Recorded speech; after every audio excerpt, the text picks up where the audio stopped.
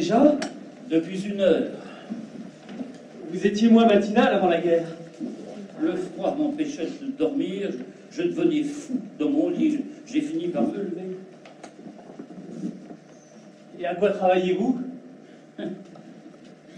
Vous allez rire, Daniel. Je rédige quoi d'autre?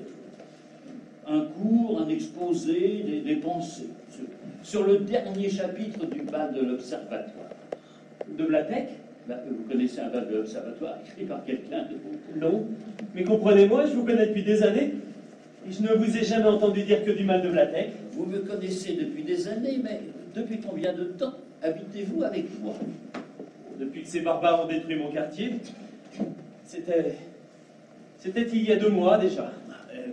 Et en 2 mois, vous avez pu me regarder vivre.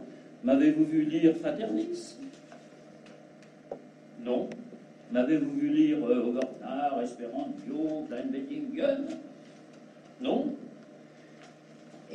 Et quelle conclusion en tirez-vous, mon petit Daniel? C'est normal. Depuis le temps que vous parlez d'eux au cours, vous connaissez leur œuvre par cœur. Vous avez écrit une thèse sur Fraternis. Vous n'allez tout de même pas le relire. Mais vous avez tort d'être indulgent, ça ne nous apportera aucune promotion. Avant la guerre, j'aurais pu faire de vous un chargé de cours. Mais tant que la paix ne sera pas revenue, et vous savez qu'elle ne reviendra pas de sitôt, vous serez mon assistant. L'effort de guerre de l'université consiste à bloquer les promotions. Je sais tout ça, mais je ne flagorne pas. Je trouverais idiot de vous voir relire les auteurs dont vous chantiez les louanges au cours. Et de me voir lire ce que je tournais en dérision devant mes étudiants. Vous trouvez ça intelligent? Je me dis que vous devez avoir vos raisons. Mais non, Daniel, mais que cette guerre vous ait au moins appris l'intolérance, sinon elle n'aura servi à rien. Elle ne servira à rien. À supposer qu'elle nous apprenne quelque chose. Elle nous tuera de toute façon. Vous n'avez vraiment pas d'humour, vous, hein? Est-ce que vous trouvez qu'il y a de quoi rire? Mais oui, il y a de quoi rire. Vous avez le privilège de découvrir ce que n'avouerait jamais aucun professeur de littérature. Ce qu'il lit vraiment pendant son temps libre. Temps libre. La guerre est-elle un temps libre? Pour moi, elle est un temps libre obligatoire. Avant la guerre, je donnais 14 heures de cours par semaine. Maintenant, je donne cours quand on ne bombarde pas l'université. Nous sommes vendredi. Cette semaine, j'aurais évangélisé mes étudiants pendant 40 minutes. Alors, ça me laisse quand même beaucoup plus de temps pour mes mauvaises lectures. Eh bien, moi, je vais à l'université presque aussi souvent qu'avant. Oh, mais vous êtes jeune, héroïque. Laissez-moi le privilège de l'âge et de la lâcheté. Ce n'est pas tant par héroïsme. Je vous assure qu'il fait beaucoup moins froid à l'université.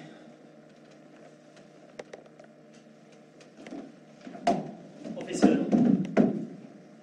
le poêle est à nouveau éteint. Mais je n'ai plus de combustible. Regardez, toutes les tables s'y sont passées. Et même le secrétaire en marqueterie. Il soit une erreur de brûler les chaises, nous aurions encore plus froid assis par terre. Mais savez-vous pourquoi il fait plus chaud à l'université? Parce qu'elle est bombardée plus souvent. Et à chaque bombardement, vous avez des planchers détruits à brûler. Ah, si les sauvages torpillaient davantage mon quartier, je pourrais vous offrir un gîte plus tempéré. Ça, c'est ce que j'appelle de l'humour à froid. Oh, mais bravo, Daniel! Mais vous voyez que la guerre peut rendre spirituelle. La guerre. Si seulement j'avais l'impression de la faire, la guerre. La guerre, c'est se battre. Et nous ne nous battons pas, nous sommes assiégés. Mais je ne suis pas d'accord. Vous vous battez. Pour nous autres professeurs, continuer à donner cours, c'est se battre. Et pour nous étudiants, continuer en dépit des bombardements, à s'intéresser à la place de l'adverbe dans les subordonnés chez les poètes romantiques, c'est se battre. Et je me demande si ça les intéresse. Ils soupçonnent de venir au cours parce que l'université est encore chauffée. Chauffée mais bombardée, ils y risquent leur vie. Alors ne diminuez pas leur mérite. Je me demande si ça les intéresse. Et surtout, je me demande s'ils tiennent encore à la vie. Et je le dis parce que je l'ai expérimenté sur moi-même. Le matin, quand je me lève à 4 heures pour venir à l'université, je pense ni au bon, ni au chemin découvert dans les rues, ni au fait que c'est peut-être mon dernier matin. Non, je pense vivement à la tuyauterie bien chaude de la bibliothèque facultaire. La tuyauterie. Vous n'avez pas remarqué? Les tuyaux qui longent les murs sont brûlants. Alors moi, je colle mon dos et mes bras le long de son réseau jusqu'à ce qu'il donne à mon manteau une légère odeur de roussi. Quel rêve! Merci pour le tuyau. Bien, c'est à ça que je pense le matin. Au tuyau. Je ne pense ni à la vie, ni à la mort, ni au bon, ni au barbare, ni à ma thèse, vous vous en doutiez bien, ni même à la fin.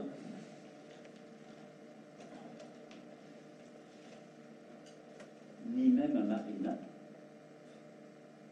Ni à Marina. Je pense aux tuyaux et à leur chaleur qui transpercera mon manteau. Mais je commence à comprendre pourquoi vous passez le plus clair de votre temps à la bibliothèque facultaire. Vous pensiez vraiment que c'était par passion pour ma thèse? Avec vous, on ne sait jamais, vous avez un air si idéaliste. Et je suis idéaliste. C'est pour ça que cet état de siège m'est insupportable. Il fait de nous des animaux. Si cette guerre a pu vous apprendre que nous étions des animaux, ben c'est déjà bien. Votre bonne humeur m'énerve. Puis d'abord, pourquoi ne mettez-vous pas votre manteau? Vous avez trop chaud, peut-être? Je suis chez moi. Je ne porte pas de manteau quand je suis chez moi. Ça, c'est l'argument le plus inepte que je n'ai jamais entendu. Où est-il, ce manteau? Mais on ne vous a rien demandé, Daniel. C'est ridicule, vous êtes bleu de froid. Voilà, vous allez me Mais faire le ne plaisir le de répétez pas.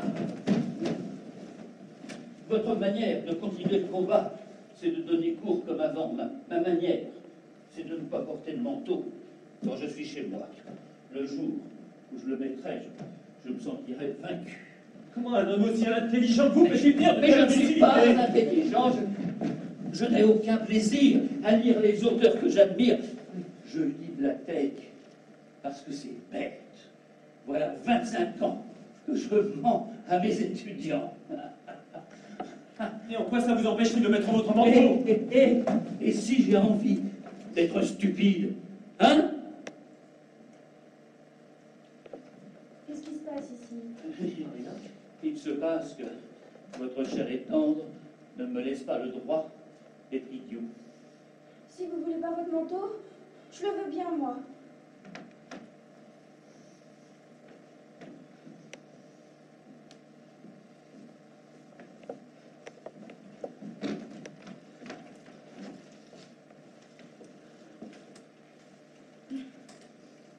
Professeur, le poêle est éteint.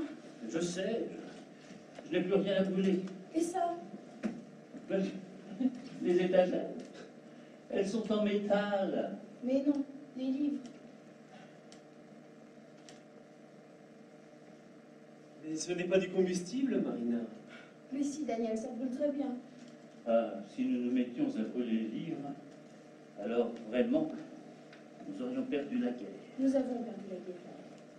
Mais vous êtes très fatigué, mon enfant. Ne faites pas le semblant de ne pas le savoir. C'est notre deuxième hiver de guerre. L'hiver passé, si on nous avait dit qu'il y en aurait encore un autre, vous auriez conclu, alors nous aurons perdu la guerre. Pour moi, elle était déjà perdue l'hiver passé. Je l'ai compris au premier jour de froid. Mais c'est normal, c'est parce que vous êtes trop frileux. Combien pesez-vous? 80 livres. Je pèse 2000 livres. Les livres que vous brûlerez pour me réchauffer, professeur. Marina, La nature est injuste. Les hommes ont toujours été beaucoup moins frileux que les femmes. À cause de cette guerre, j'ai compris que c'était ça la plus grande différence entre les sexes. Ainsi, en ce moment, vous croyez que j'ai perdu l'amour des livres. Moi, je crois que vous n'avez jamais été capable de les aimer vraiment. Vous les avez toujours vus comme du matériel pour vos thèses, et donc pour votre avancement. J'adore l'air limpide avec lequel cette jeune fille nous injurie. Je ne vous injurie pas, je plaide ma cause. J'essaye de vous faire comprendre que vous ne tenez pas tant cela à ces livres. Pour que nous les brûlions d'un cœur léger, pour réchauffer mademoiselle. Mais vous faites une grosse erreur de calcul. Si vous parvenez à nous démontrer que nous sommes bel et bien des arrivistes sans âme, nous serons amenés à brûler, non pas ces livres, indispensables à nos basses ambitions, mais à vous brûler, vous, car vous ne nous êtes d'aucune utilité, Marina. Professeur, Je ne vous ferai pas une flambée très imposante. Vous seriez ce que vous êtes condamné. Un feu de paille. arrêtez. Je sais. Chaque automne, Daniel séduit une étudiante de dernière année. De dernière année, pour avoir la certitude de ne pas la revoir l'automne d'après. J'ai observé le manège. 4 années de suite, je sais comment ça fonctionne. Certains signes. J'avais pu supposer les années précédentes que je serais l'heureuse élue de ma promotion. C'était la seule incertitude. Alors, comme j'ai bien conscience de n'en avoir que pour un an, j'en demande le maximum. Tu es horrible. Est-ce moi qui suis horrible? Où est-ce toi, Daniel? Où est-ce la guerre? Si vraiment tu penses ce que tu as dit, alors je ne comprends pas comment tu peux m'aimer. Moi non plus, je ne comprends pas. Si vraiment tu penses ce que tu as dit, alors ton comportement est indigne. Le comportement est indigne, Daniel. Oh, charmant, charmant. Du Marivaux en pleine guerre. Du Marivaux, vous voulez dire du Fraternis? Ah, vous avez raison. Comment ce gros bourgeois de Fraternis a-t-il pu comprendre tant de vérités nues, dures, sur la misère de l'amour humain? Ah non! Pas de considération littéraire! J'ai froid, je veux du feu! Vous entendez, Daniel? C'est ainsi que s'exprimait la femelle préhistorique quand elle rentrait au bercail. Vous avez beau jeu de me mépriser, professeur. La guerre ne vous a pas encore fait assez maigrir. Si vous aviez aussi froid que moi, vous me comprendriez. Il faut vous nourrir davantage, mon petit. Quelle excellente idée! Que me proposez-vous? À part un morceau de cadavre gelé, je vois pas ce que je pourrais manger. Attendez. Voici un aliment qui vous nourrira davantage.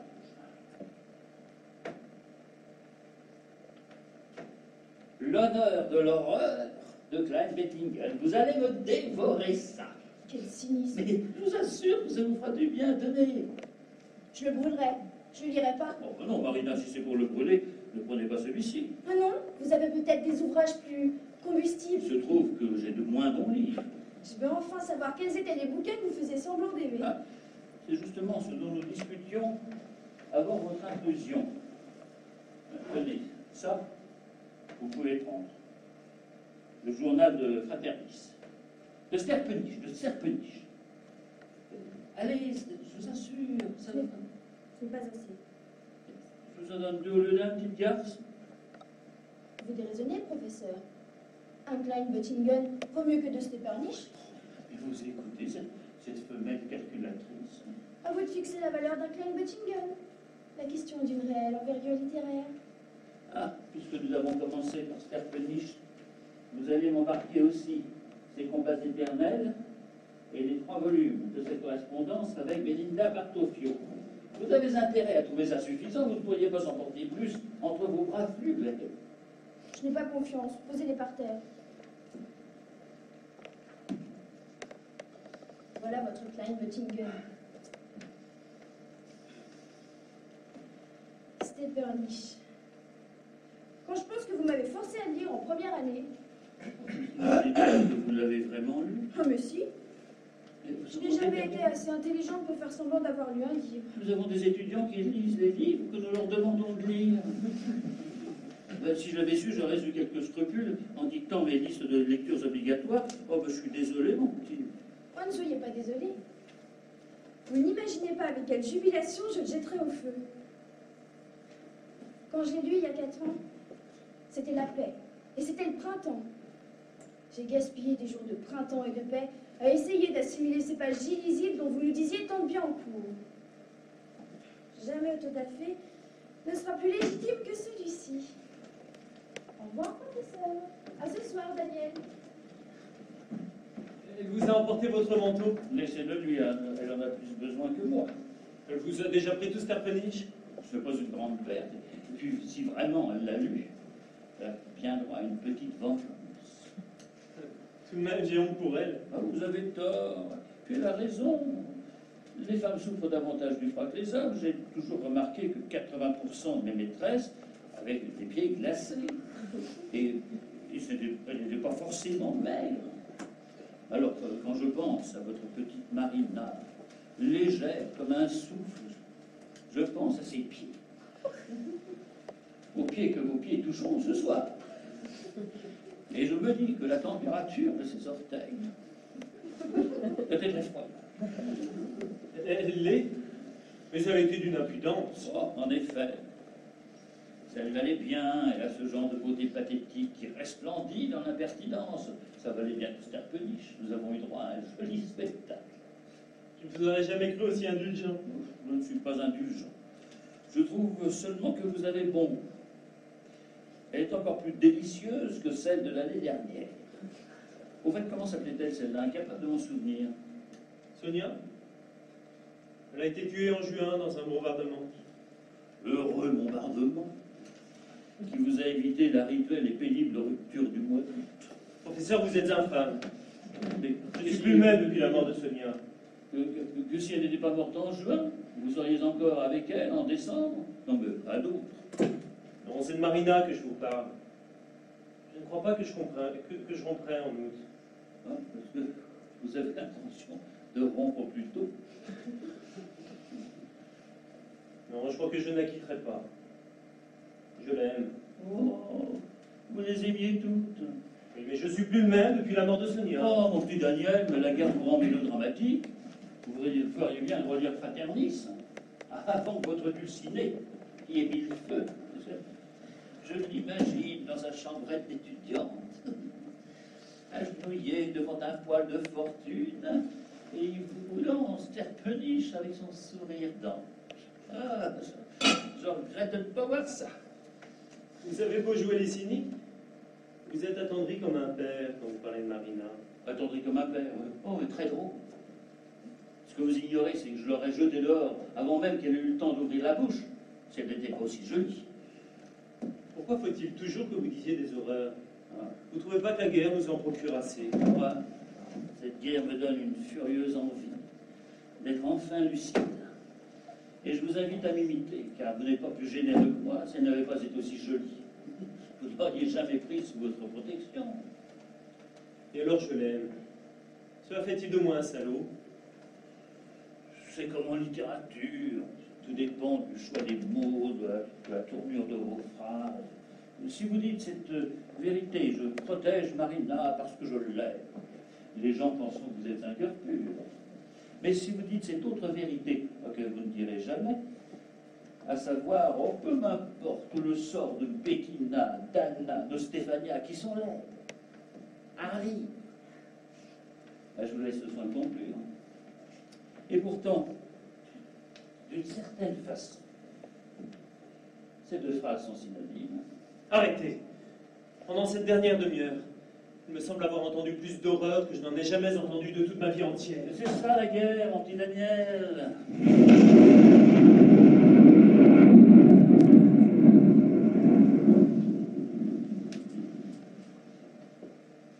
Difficile à dire. On dirait que ça vient du côté de l'université. Et ce pourrait être aussi bien du côté des entrepôts. Mais c'est sûrement les entrepôts. Les barbares sont assez bêtes pour penser que nous avons encore de la nourriture. J'espère que vous avez raison. Et même si c'est l'université, Marina n'y était pas encore. C'est pas une marathonienne. Allez, calmez-vous, Daniel. Asseyez-vous. Mine de rien, c'était une sacrée question que me posait votre cher et tendre. La formulation habituelle est: quel livre emmèneriez-vous sur une île déserte? Affirmation que j'ai toujours trouvée absurde, un peu stupide, si le métier de professeur d'université comportait en prime un voyage sur une île déserte, mais ça se saurait. Mais la question posée à l'envers devient essentielle. Quel livre auriez-vous le moins de scrupules à détruire? Sans la guerre, je n'aurais jamais envisagé cette hypothèse. Et s'il n'y avait pas eu Sterpeniche, Je me demande quel auteur j'aurais choisi en premier. Avec votre bibliothèque en stock de base? Oui, elle est un peu la bibliothèque de l'honnête homme, en un peu plus révolutionnaire, peut-être. Mais et vous? Que choisiriez-vous? Difficile.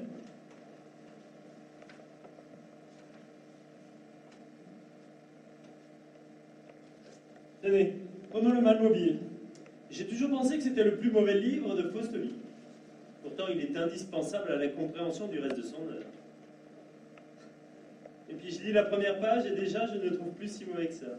C'est peut-être à l'idée qu'il va falloir que je le détruise. Vous êtes un incorrigible sentimental. C'est comme vos ruptures du mois d'août. Chaque année, à la fin du mois de juillet, vous commencez à trouver 1000 charmes à celle qui vous lassait un mois auparavant. Mais c'est la perspective de la quitter qui vous illusionne, rien d'autre. Allez, pas de sensiblerie.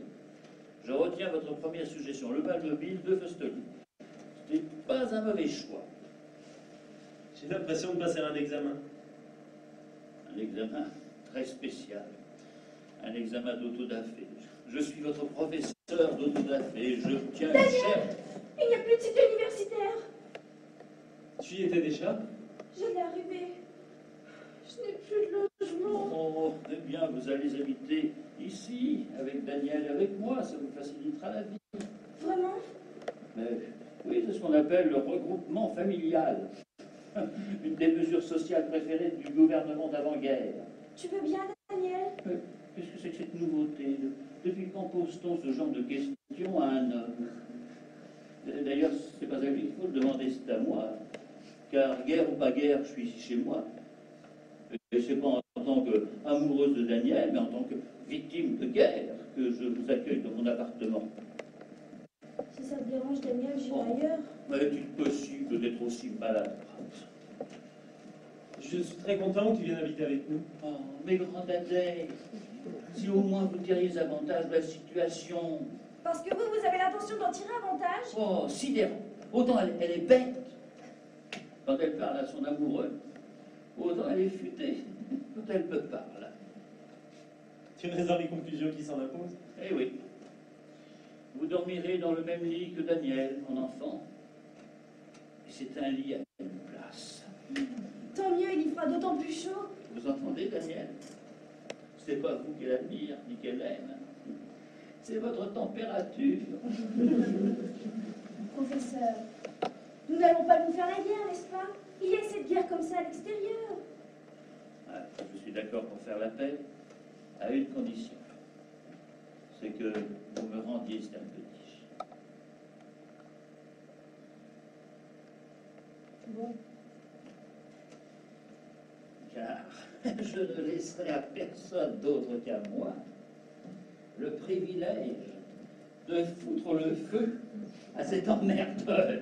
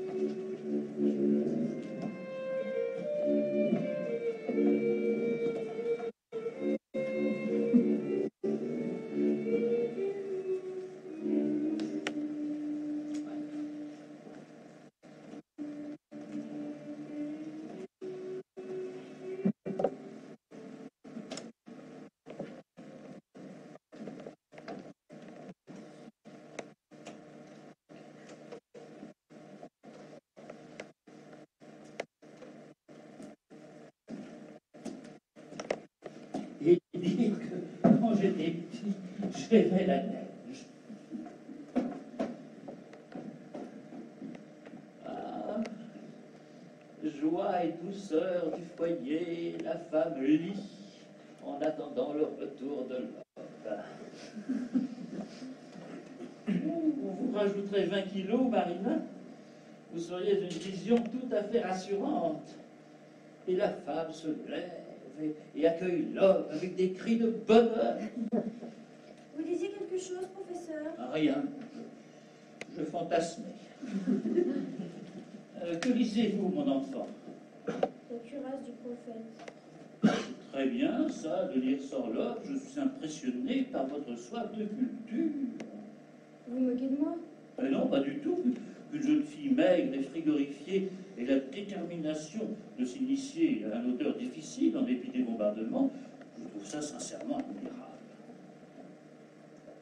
Je ne suis pas en train de m'initier à un auteur difficile, professeur. Savez-vous ce que je suis en train de faire? Je lis chaque phrase, avec lenteur et circonspection. Et à chaque phrase, je me demande, y a-t-il quelque chose dans ce sujet, ce verbe, cet adverbe, ce complément, y a-t-il quoi que ce soit qui vaille une belle flambée au cœur d'un poil? Le sens profond ou supposé tel de cette phrase est-il plus nécessaire à ma vie qu'un degré de plus dans cette pièce? Tenez, je vous lis une phrase au hasard. Il y avait longtemps que le silence ne lui avait semblé aussi suspect. Je n'ai rien à reprocher à cette phrase. Je vois même où se situe sa profondeur. Mais je pose cette question. En quoi ce silence suspect a-t-il plus de valeur qu'une minute de chaleur? Mais vous savez très bien qu'une phrase tirée de son contexte n'a aucun intérêt. Je suis prête à la replacer dans son contexte. Émile a écouté les doléances de sa mère. Il a aidé à se remettre au lit, puis il est allé lire le journal dans la pièce d'à côté, en attendant que la pauvre femme s'endorme. Je comprends son sentiment d'impuissance face aux douleurs de sa mère. Je vois même en quoi le silence peut lui paraître suspect. Mais je persiste à ne pas comprendre en quoi tout ceci vaut plus qu'une minute de chaleur. Mais vous oubliez le style, Marina. Mais non, j'ai bien remarqué que cette succession de sifflantes avait un côté pour qui sont ces serpents qui sifflent sur vos têtes, qui rend le silence encore plus suspect. Bravo, Sorloff. En quoi ces allitérations vont-elles me faire oublier que je crève de froid? Mais elles ne vous le feront pas oublier. Mais cette histoire se déroule en pleine débat, au cours de cet épisode de la dernière guerre, où nous étions persuadés que tout était perdu. Alors vous voyez donc bien où en est l'intérêt. Oui, c'est un beau message d'espoir pour moi, professeur. Mais je vous assure que ce beau message d'espoir ne me réchauffe pas. Mais enfin, Marina, le but de la littérature n'est pas de vous réchauffer. Ah non? Alors je me fous de la littérature. Pauvre petite idiote primaire. Si la littérature est assez cynique pour ne pas remarquer que je souffre le martyre, je ne vois pas pourquoi je devrais la respecter, moi. Vous devenez un véritable animal, Marina. Mais non, je suis un animal. Même les animaux ont le sens de la durée. Ce livre est éternel. S'il venait à brûler, la flambée durerait 2 minutes. Comment peut-on se préoccuper de l'éternité? Ce n'est pas mal, l'éternité. Pourquoi? Oh, ça dure longtemps. Et dire que vous avez écrit 15 thèses pour trouver une chose pareille? Les 15 thèses n'ont pas servi à comprendre ce qu'était l'éternité. On a le sens de l'éternité ou on ne l'a pas. C'est inné. Et il est clair que vous ne l'avez pas ou vous ne l'avez plus. À supposer que je l'ai eu un jour, professeur. J'ai froid. Et l'éternité ne fait pas le poids devant 2 minutes de chaleur. Mais évidemment, vous restez immobile pendant des heures, sans bouger. Quand on a froid, on bouge, on remue. Quelle bonne idée. Quelle gesticulation me proposez-vous? Une grande promenade dans la rue? Il y fait plus froid qu'ici. Et l'on y sent une balle perdue une fois sur 2, c'est pittoresque. Il n'y a pas que l'extérieur, on peut bouger à l'intérieur aussi. Bah, vous pourriez danser. En plus, c'est de votre âge. Danser. Toute seule et sans musique. Ah, ce serait le comble de la chorégraphie minimaliste. On vous admirerait en Occident. Après l'éternité, vous évoquez l'Occident. Vous avez le talent de parler de grands machins qui n'existent pas. Oh, admirable, Marina, mais il faut proposer ça au dictionnaire. Occident, grand machin qui n'existe pas, voire éternité. Éternité serait écrit en gras. Pourtant, Pourquoi vous excusez-vous? parler du gras devant vous, c'est de mauvais goût. Autant parler du chute d'eau, ça aide. Ne vous gênez pas. Si vous croyez que j'ai envie de graisse, j'ai toujours eu horreur de ça. Moi, je veux du feu. Je veux des flammes. Je veux que ça brûle. Mais mon petit, il faudra attendre ce soir. C'est vous-même qui avez édicté la règle. La flambée quotidienne, c'est 1 heure avant de se coucher. Je sais, mais il est 3 heures de l'après-midi. Je ne peux plus attendre. Mais le désespoir ne vous réchauffera pas. Il faut bouger, Marina, bouger. Bouger? Pourquoi faire? Bouger comme ça, dans le vide? Bouger pour bouger? Bien oui, le but est de vous réchauffer, alors peu importe le mouvement. Je ne sais pas. Je crois que bouger sans but n'est pas dans la nature humaine. C'est quoi la nature humaine? C'est ce que les hommes font. Ah, excellent. Vous me rappelez le doyen de la faculté de mathématiques à qui l'on avait demandé, maître, pouvez-vous définir les mathématiques? Et il avait répondu, c'est ce que les mathématiciens font. Une fois, c'est une bonne réponse. Et les hommes, que font-ils? Les hommes font la guerre. La guerre est dans la nature humaine. Vérité implacable. Et les femmes, que font les femmes? La même chose que les hommes. Vous faites la guerre? Nous la faisons tous, professeur. Et en quoi consiste votre guerre, Marina? Ma guerre est la pire. Elle est pure souffrance. Elle est assommante. Elle ne laisse aucune place à l'héroïsme. Ma guerre consiste à avoir froid. Avez-vous lu Bernanos? L'étudiante sonde les connaissances du professeur. Je n'enseigne pas la littérature française, mais j'ai lu Bernanos, oui. Pourquoi? Il a écrit la plus grande vérité du monde, qui tient en une phrase. L'enfer, c'est le froid. Oui, oui, oui. Mais je ne pense pas qu'il le disait dans le même sens. Peu importe, cette phrase est vraie dans tous les sens. Enfin, une vérité qui n'est pas une vérité de luxe. Je ne peux plus supporter les vérités de luxe. L'enfer, c'est le froid. Eh bien, je suis en enfer, et il n'y a rien d'autre à dire. Mais il y a autre chose à faire, mais relevez-vous, Marina. Si vous avez besoin d'une raison pour bouger, mais je peux vous en trouver 100. Regardez comme cette pièce est sale. Prenez-moi un balai, un chiffon, puis nettoyez-moi ça. Puis quoi encore, je suis pas votre femme de chambre. Non, certes. C'était pour vous donner un prétexte, puisque vous en avez besoin. Un prétexte qui vous arrangerait bien. Mais l'enjeu n'est pas là. Vous raisonnez comme les pauvres. Vous placez votre orgueil de manière à en être la victime.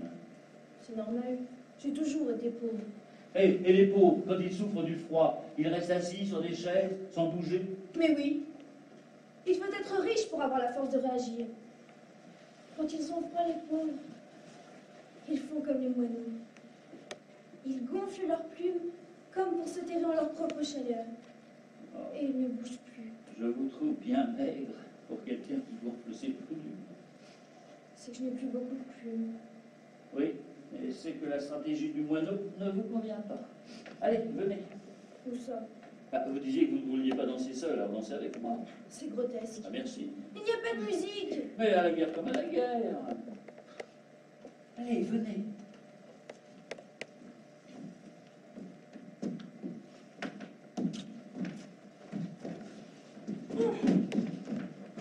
Ah ben voilà, vous avez déjà moins froid. Vous n'avez pas honte? Mais non, je vous ai réchauffé. Vous ne m'avez pas réchauffé. Vous m'avez glacé. Le ridicule, ça donne froid. Mais quel jeu êtes-vous en train de me jouer? La Vierge effarouchée? Mais en quoi je salis votre incomparable petit corps?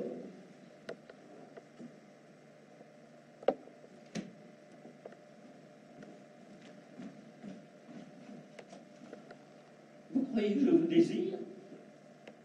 Désolé de vous décevoir, je ne vous désire pas du tout. Vous êtes trop maigre pour inspirer le désir. Qui vous a parlé de désir, professeur?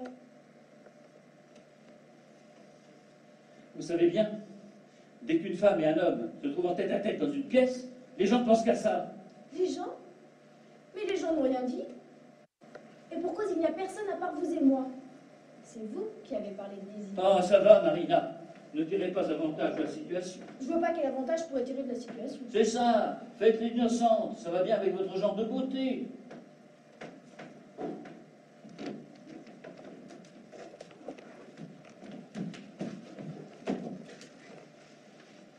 Puis-je savoir à quoi vous jouez? Non, mais vous êtes folle! J'ai froid! On le saura. Non, je ne sais pas!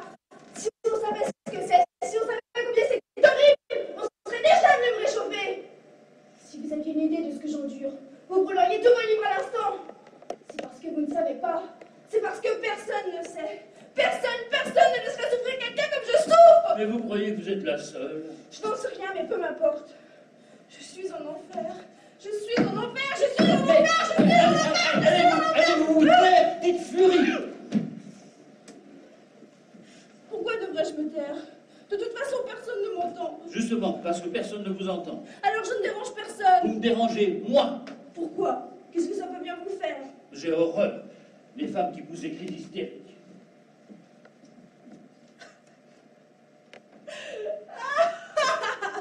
Ah, le pauvre homme. Devoir subir les cris d'une folle.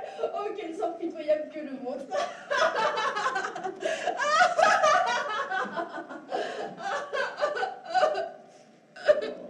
Voilà qui pleure maintenant. À quoi cela va-t-il vous servir? Pleurer, ça sert à pleurer.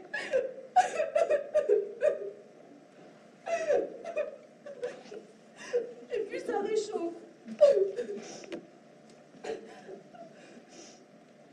Avez-vous remarqué, professeur, que les larmes sont toujours chaudes? C'est bizarre. Pourquoi les larmes sont-elles chaudes? D'où peut venir cette chaleur? Elle ne peut venir que de mon corps, pourtant tout est froid en moi. Pour quelle raison la nature a-t-elle voulu que les larmes soient chaudes? On nage en pleine métaphysique. Pourquoi Dieu a-t-il voulu que les larmes soient chaudes? Je ne vous parle pas de Dieu. Mais c'est bien que les larmes soient chaudes. C'est bon. Ça me rappelle ces douches brûlantes que je prenais avant la guerre. Ces douches qui ont bu toutes les salles de bain. Je donnerais tout. Tout et plus encore pour une douche fumante. Tout et plus encore, mais mon pauvre petit, je me demande bien ce que vous auriez à donner, à part les vêtements que vous portez. Vous ne possédez rien. Et qui voudrait de vos vêtements? Je ne me séparerai pas de mes vêtements pour un empire. Bah, ça tombe bien, personne ne vous en propose.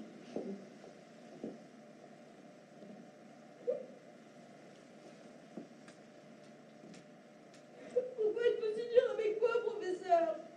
Et je ne suis pas dur avec vous. J'essaie seulement de vous mettre un petit peu de plomb dans la cervelle. Autour de la grande place, je connais pas mal de barbares qui pourraient s'en charger. Ah, c'est pas drôle, Marina. Pourquoi ne pas mourir, professeur? C'est pas facile de mourir. Mais si. Savez-vous comment ils font, les gens qui veulent mourir? Ils mettent leurs plus beaux habits. Et ils vont se promener à découvert au milieu de la grande place. Jusqu'à ce qu'un barbare les tue. Mais vous n'avez pas de beaux vêtements, Marina. Je crois pas que ce détail dérangerait beaucoup les barbares. Il me dérangerait, moi. Ça vous dérangerait que je meure dans de vilains habits? Ça me dérangerait que vous mouriez. Pourquoi? Vous seriez enfin tranquille. Vous n'auriez plus à brûler vos chers livres. Et je vous aime bien, Marina. Si vous m'aimez bien, vous devez avoir envie que je me sente mieux. Je vous vois venir. J'ai envie que vous sentiez mieux, mais si nous brûlons tous les livres trop vite, avec quoi on a le feu demain? Demain, nous serons morts. Ce n'est pas sûr. Ne suffit-il pas que cette possibilité existe? Non. Si, imaginez qu'une bombe nous tue ce soir. Elle détruira tous les livres avec nous pour rien. Quel gaspillage! Et imaginez qu'aucune bombe ne nous tue ce soir, et que demain, nous n'ayons plus aucun livre, pour les avoir brûlés trop vite. Ce serait affreux, non? Non. D'abord parce qu'il y aurait une flambée sublime. De la chaleur pendant moins 2 heures. Ensuite, parce que je n'aurais plus aucune rage à l'idée de mourir. Voyez-vous, professeur, ce qui me rend folle depuis que je suis ici, c'est qu'on pourra me tuer avant d'avoir brûlé le dernier livre. Ah, mais raison de plus pour que je les économise. Je ne veux pas que vous vous suicidiez, Marina. Maintenant, j'ai bien compris. Le jour où il n'y aura plus de livres brûlés, vous irez vous promener sur la grande place. En quoi ma vie vous est-elle nécessaire? C'est à vous qu'elle est nécessaire. Pourquoi? Vous avez vu à quoi je passe mes journées? Je vous assure qu'avec un froid pareil, je serais incapable de faire autre chose. Mais Marina, on ne peut pas exclure l'hypothèse que cette guerre se termine un jour et que vous soyez encore en vie. À ce moment-là, je reconnais que les chances sont minces. Mais pour parler votre langage, ne suffit-il pas que cette possibilité existe? J'y ai pensé. Eh bien, Je m'arrangerais pour avoir toujours chaud. Mais je ne ferai rien de ma vie. À supposer que cette guerre se termine un jour, je n'aurai jamais envie de construire quoi que ce soit. C'est la chaleur qui me fait rêver, pas la vie. Comment pourrais-je tenir à la vie depuis que je connais sa vraie nature? comme si vous connaissiez sa vraie nature. Mais professeur, je vous assure que je n'ai envie de rien à part d'avoir chaud. Mais évidemment. Mais quand vous aurez chaud, vous aurez envie de 1000 choses. C'est ce qu'on appelle la hiérarchie des besoins. Et dites-moi donc ce que je ferai de ma vie. Vous finirez vos études. Exactement. Vous vous marierez, vous aurez des enfants. De mieux en mieux. C'est ce que toutes les femmes font. Quel argument éblouissant. Et alors, vous vous sentez différente des autres? J'en sais rien, mais à supposer que cette guerre se termine, je ne peux pas concevoir qu'une femme puisse encore vouloir mettre un enfant au monde. Ça n'a aucun sens de dire ça maintenant. Avant la guerre, quelle était votre ambition? Tomber amoureuse. Soyez heureuse. C'est arrivé. Alléluia. Et vous vouliez avoir des enfants? Je suis incapable de m'en souvenir. De toute façon, peu importe ce que je désirais avant la guerre, une chose est sûre, je ne serai plus jamais comme j'étais avant la guerre. Mais ce n'est pas sûr du tout. Ça l'est. Ce sera ignoble que quiconque redevienne comme avant. Vous dites ça maintenant parce que vous avez 20 ans, que vous êtes maigre, en mauvaise santé, mais quand vous serez une matrone replète, vous trouverez tout ça très bien. C'est abominable ce que vous dites. C'est ça la vie, mon enfant. Si c'est ça, je ne veux pas la connaître. Mais si. Mais si, vous voulez la connaître. Plutôt crever. Non. Non. Mais pourquoi non? Parce que je ne vous aime pas. Et qu'est-ce qui vous parle d'amour? Moi, je suis amoureuse de Daniel. Ben non, si vous étiez amoureuse de Daniel, vous voudriez vivre. Parce que vous y connaissez quelque chose à l'amour, vous. Et vous? Moi, je suis sûre de savoir ce que c'est. Moi, je suis sûr de savoir ce que c'est. Non, mais vous êtes prétentieuse comme les gamines de votre âge, vous seriez grotesque si vous n'étiez pas si touchante. Je pensais que j'étais trop maigre pour susciter le désir. Oui, mais curieusement, je ne vous en désire que plus. Moi, je ne vous désire pas. Ah, vous direz pas ça quand vous serez dans mes bras. J'y serai pas. Mais la guerre ne vous a-t-elle pas encore appris la loi du plus fort? Vous êtes chez moi. Vous avez trop froid pour vous en aller. Vous savez bien qu'il n'y a pas d'autre échappatoire. Bon.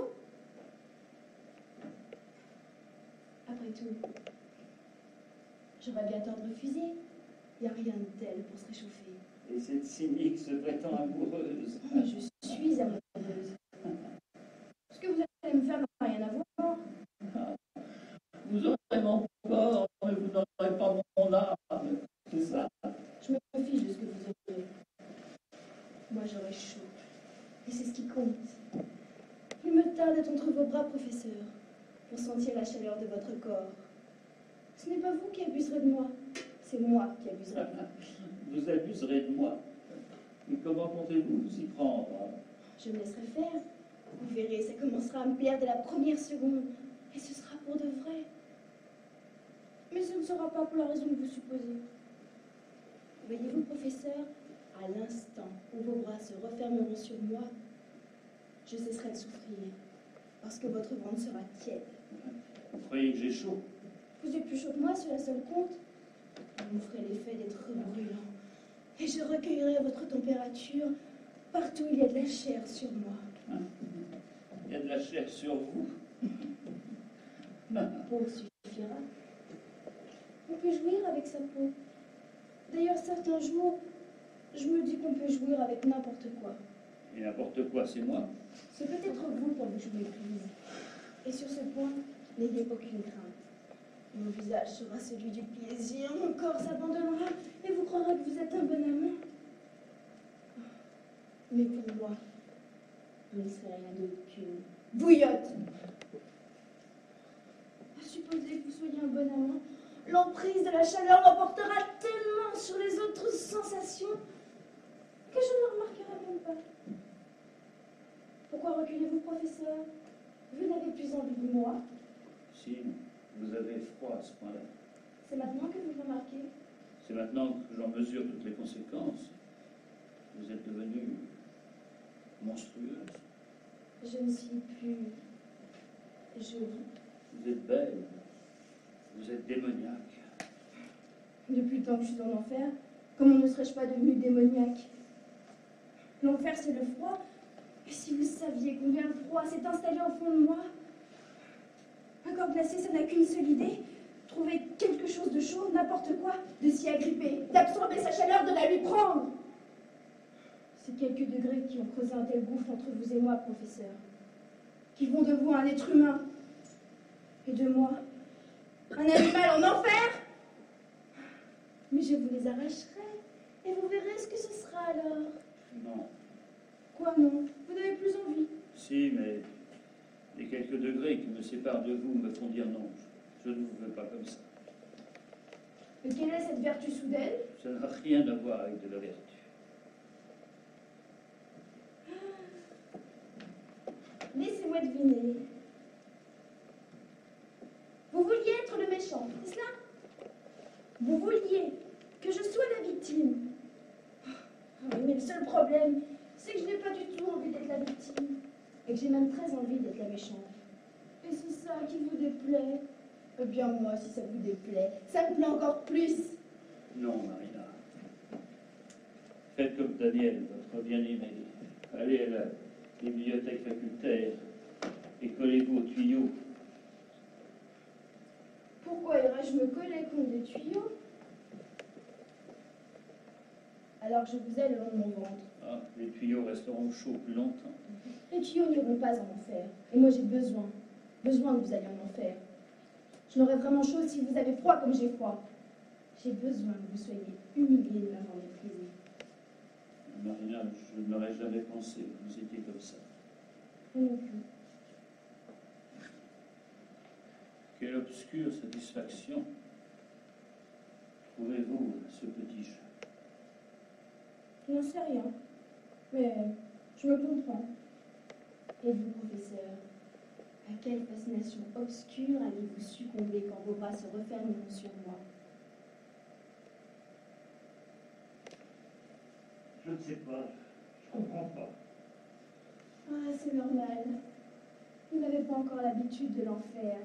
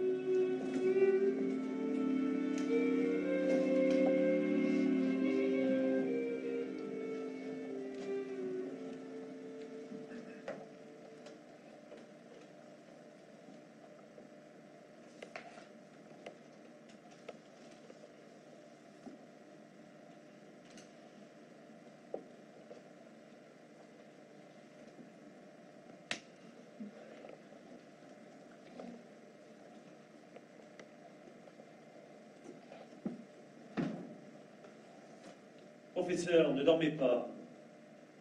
Foutez-moi la paix. C'est vous qui m'aviez ordonné de vous réveiller si vous vous endormiez. Et depuis combien de temps obéissez-vous quand je vous donne des ordres? Depuis que je les trouve sensés. Mais ce n'était pas des ordres sensés, c'était du plagiat. Dans Fahrenheit 451, les hommes apprennent des livres par cœur parce que le gouvernement va détruire tout ce qui est écrit. C'est beau, mais c'est instable. Les aèdes, Comment voulez-vous apprendre Klein Bettingen par cœur? les aèdes récitent-elles l'Iliade et l'Odyssée sur le bout des doigts? Ces gens-là ne devaient pas passer les 2 tiers de leur temps à écrire des thèses. Ils avaient le temps d'apprendre des livres par cœur. Je ne dis pas que c'est facile, et nous n'y arriverons pas, c'est certain. Mais je vous rappelle ce que vous-même affirmiez hier. Quand les livres n'en ont plus que pour quelques jours de vie, il faut en jouir jusqu'au bout. De là à lire toute une nuit, sans interruption. C'est votre consigne. Quel crédit pouvez-vous accorder aux paroles d'un bonhomme qui démolit Blatek devant ses étudiants et qui s'en régale quand il est seul?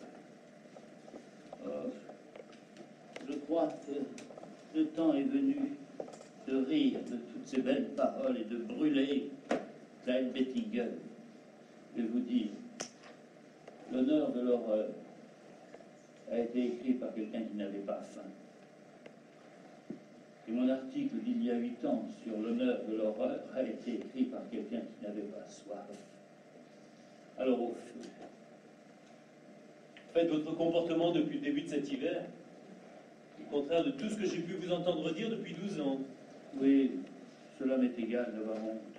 Je suis devenu comme Marina. À part avoir chaud, plus rien ne m'importe. Peu de chaud, comme on disait en ancien français. Marina n'est pas comme ça. Comme si vous connaissiez Marina.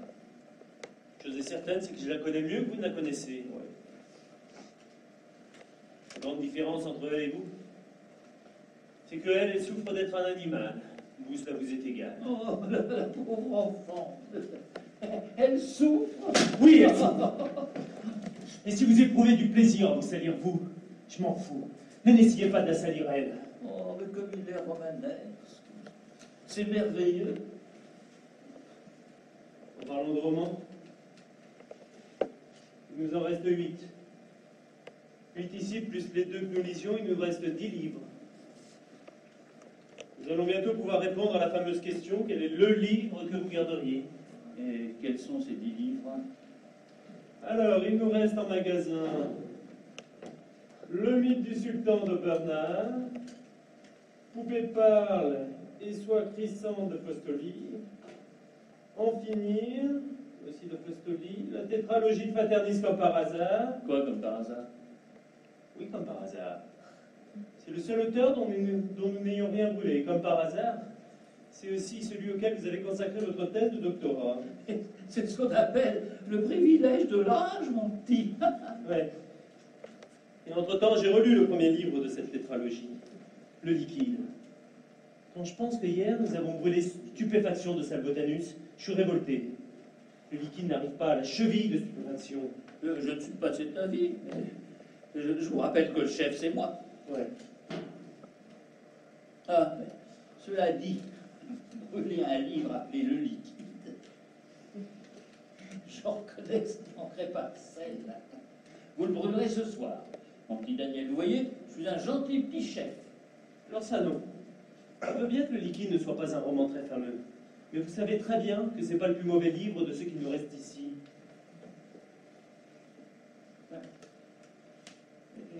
Qu'est-ce que vous voulez à ce livre? Le bal de l'observatoire n'est pas une nullité. Qu'est-ce que vous voulez reprocher au bal de l'observatoire? Tout. C'est une niaiserie. Mais qu'est-ce qui est niais? Tout. Non, c'est un peu trop facile, ça.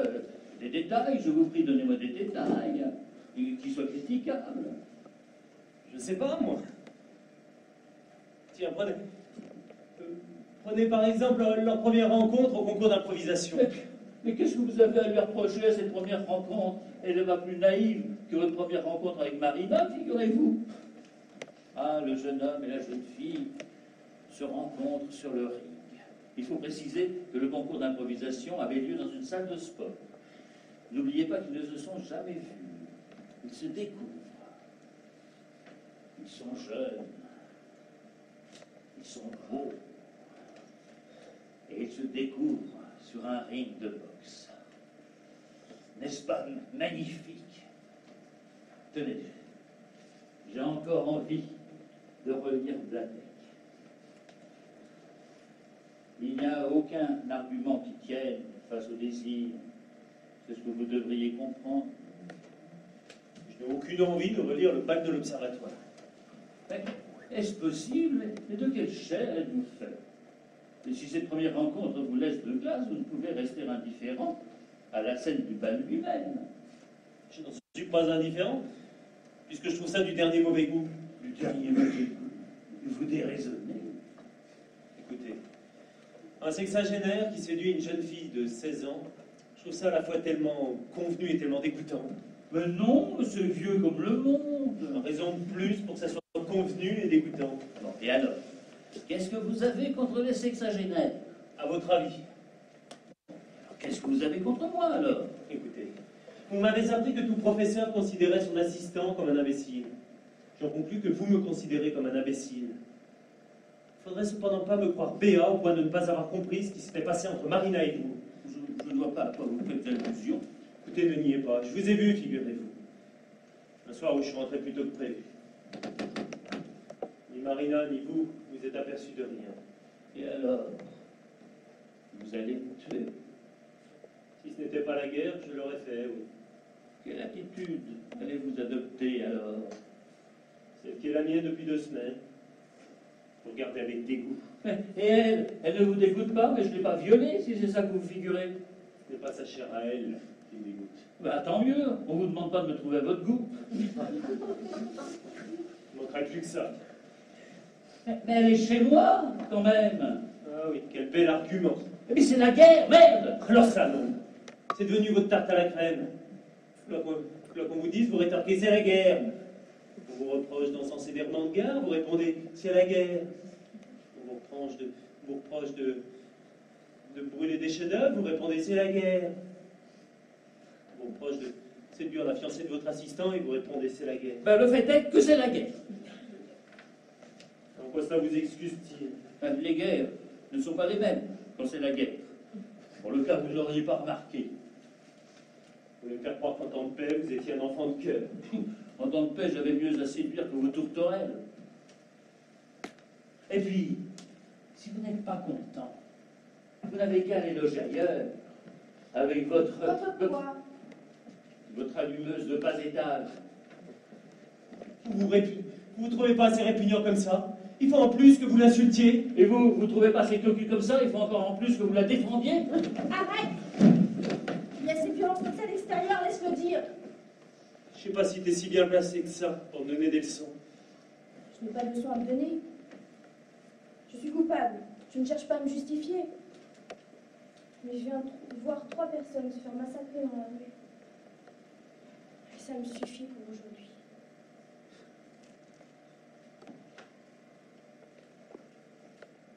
Ne t'en fais pas, ma chérie.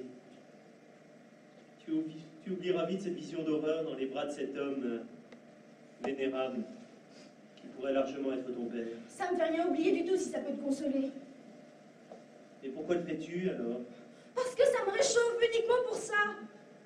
Ça ne te gêne pas de me dire des choses pareilles? Arrête! Je ne veux plus de sermons. Je ne peux plus supporter quoi que ce soit qui ressemble à un discours moralisateur. Mais je lui disais, c'est ce que je lui disais il y a 5 minutes à peine. Et vous rendez-vous compte où je suis tombé? Entre un type qui se permet tout parce que c'est la guerre et une fille qui se permet tout parce qu'elle a froid. Bien, il se trouve que c'est la guerre et il se trouve que j'ai froid. Ben, mais ça aussi, je le lui disais. Vous taisez-vous! Il nous fait une crise de pureté. Vous taisez-vous, quand on a perdu le sens des valeurs au point de ne jurer que par le bac de l'Observatoire, on n'a pas voix au chapitre. Moi, j'aime ce livre, je ne veux pas qu'on le brûle. Oh, eh ben ça c'est la merde. Vous voyez, Daniel, il n'y a pas que les vieux dégoûtants qui sont de mon avis. Tu aimes ce livre? Ah, c'est beau, c'est si beau. Qu'est-ce qui est beau là-dedans? Surtout la dernière scène, celle du bal. Ah oui, celle où le sexagénaire enlace la jeune fille. Évidemment, ça doit te rappeler de bien beaux souvenirs. Non, ne crois pas ça, Daniel.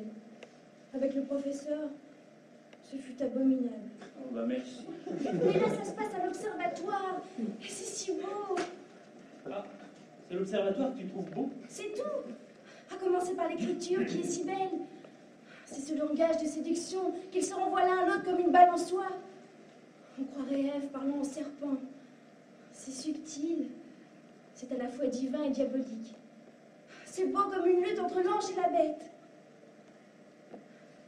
Arrête. Tu as lutté contre la bête. Tu es mieux placé que personne pour savoir combien c'était laid. Tu viens de le dire d'ailleurs. Non, tu sais, Daniel, dans la réalité, je n'avais rien d'un ange. Ça, je peux vous le garantir. Si tu pouvais savoir combien il fut hideux ce moment avec le professeur, tu comprendrais combien j'ai besoin de la beauté de ce livre. J'ai tellement, tellement besoin qu'il existe encore quelque chose de beau sur cette terre. Lamentable. Un livre n'est pas un bibelot pour se contempler de la laideur se consoler de la laideur du monde, Marina. Ah non? Et qu'est-ce d'autre? Un livre, c'est un détonateur pour faire réagir les gens. Mais si c'était vrai, les gens auraient réagi. Et tu vois bien qu'ils ne réagissent pas. Mais je me tue à le lui dire. Oui, taisez-vous une fois pour toutes. Bon, bon. Vous n'êtes un exemple pour personne et vous n'avez rien à enseigner à qui que ce soit. Tu dois comprendre, Marina. Si vraiment tu penses ce que tu as dit, alors la guerre est perdue. Mais elle est perdue, Daniel. Et cesse de tenir ce langage d'honneur et d'espoir. C'est trop cynique de parler comme ça quand la guerre est perdue. Je préférerais peut-être que je me déshonore comme tu le fais. Toujours tes grands mots. Je ne me déshonore pas. J'en ferai autant à ma place. Je n'en sais rien, parce qu'on ne te l'a pas proposé. C'est peut-être ça d'ailleurs qui te dérange qu'on ne te l'ait pas proposé. Vaut mieux entendre ça que d'être sourd. Je suis jeune et belle. Je sais très bien que si j'étais vieille et laide, je n'aurais aucun moyen de me réchauffer. Avoir encore chaud contre le mien est devenu l'une de mes conditions de survie. Alors ne viens pas me dire que la guerre n'est pas perdue! Ça ne te gêne pas, hein, me dire des horreurs pareilles? C'est le dernier plaisir qui me reste! Ordure! Là, je sais bien que tu es plus fort. J'aimerais en être certain. Et dire que j'ai pu tomber amoureuse de toi. Et dire que j'ai pu être ému par tes airs angéliques. Oh, les enfants, je suis sûr que vous vous réchauffez très bien en vous livrant à ce charmant petit corps à corps. Je crois qu'il est regrettable que vous ne profitiez pas de cette belle flambée littéraire. Il a brûlé tous les livres. Non, pas tous. Il en reste un, je vous laisse deviner lequel. Le bal de l'observatoire. Bien vu. J'attendais votre avis pour savoir quel sort lui réserver. Oh non, non, ne le brûlez pas, je vous en prie. Ah, je ne sais pas. C'est un beau livre. En quoi peut-il nous être utile? Il est la seule beauté qu'il nous reste. Il est ce qui peut nous faire oublier la guerre. Il me semble que l'incendie de la bibliothèque d'Alexandrie devait être un spectacle de bon goût à comparer à celui-ci. Il ne nous fera pas oublier la guerre bien longtemps. Peu importe, nous n'en avons plus pour très longtemps non plus. Mais que ce livre dure jusqu'à notre mort. Ah, je n'aime pas vous entendre parler comme ça. Vous vautrez avec moi comme une bête. Et dès qu'il est question de ce bouquin, vous parlez avec le feu sacré comme une sainte. Vous allez me le faire prendre en grippe, ce bouquin. Allons, ne soyez pas jaloux d'un livre. Alors, dites que vous êtes une bête. Je suis une bête. Dites que vous n'avez plus rien d'humain. Je n'ai plus rien d'humain. En ce cas, peu vous importe que je le détruise, Oh ce non. livre. Je Je vous en prie, ça ne m'est pas égal. Alors vous avez menti. Vous n'êtes pas encore vraiment tout à fait un animal. Et la seule chose d'humain qui vous reste, c'est ce livre. Pour vous punir d'avoir menti. Voilà le sort que je réserve à votre dernière parcelle d'humanité. Non! Je ne veux plus jamais vous voir! Mais non, ne partez pas. Restez profiter de cette bonne flambée. Que des sottes, cette petite. Allez, je suis rassuré. Elle est quand même moins monstrueuse que vous. À l'impossible, nul n'est tenu. Même, je me demande ce qu'elle est allée faire dehors. Comment vous ne savez pas? Est-ce que vous le savez, vous? Mais oui. Elle m'a toujours dit que le jour où il n'y aurait plus rien à brûler, plus aucun livre, elle irait se promener sur la grande place. C'est le dernier suicide à la mode, paraît-il. Quoi?